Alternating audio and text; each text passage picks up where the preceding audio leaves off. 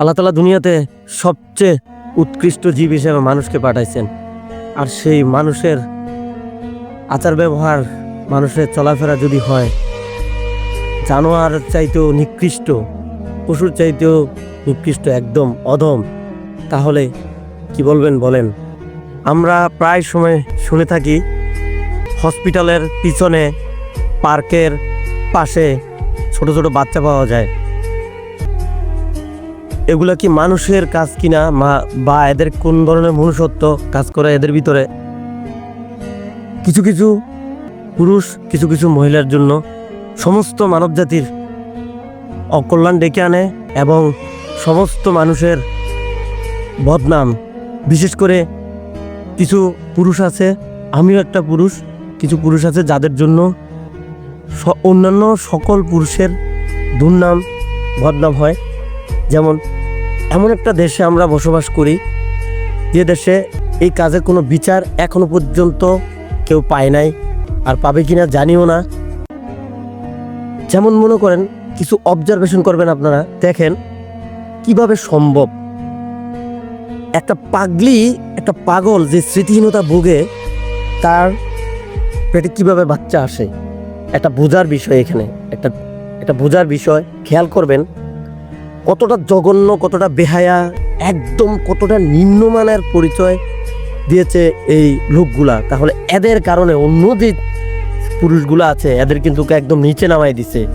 তো কোথায় চাবেন বিচার? আপনি কার কাছে বিচার চাইবেন যে কতটা নিচু মনের এরা? কেউ দর্শিত হচ্ছে মানে জোরে, কেউ দর্শিত হচ্ছে আপোষে, কিছু কিছু দর্শন হচ্ছে নিজের ইচ্ছায়, আর কিছু দর্শন হচ্ছে জোরপূর্বক। যেটা জোরপূর্বক সেটার বিচার হচ্ছে, কিন্তু কিছু দর্শনের বিচার হয় না।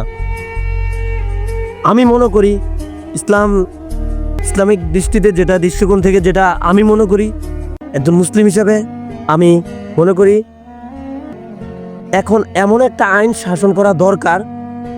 হযরত ওমর আলাইহিস সালাম যখন শাসন ব্যবস্থা রেখেছিলেন, ওনার ঠিক সেরকমই একজন ওমর আমাদের বাংলাদেশে প্রয়োজন।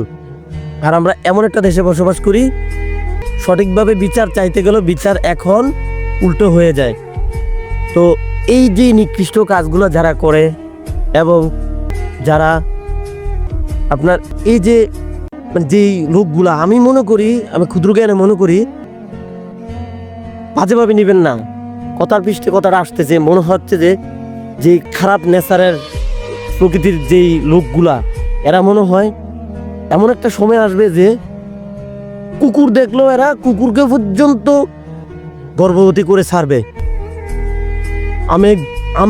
আমি মনে করি যে এতটা নিকৃষ্ট জাতির পরিচয় এরা দিচ্ছে।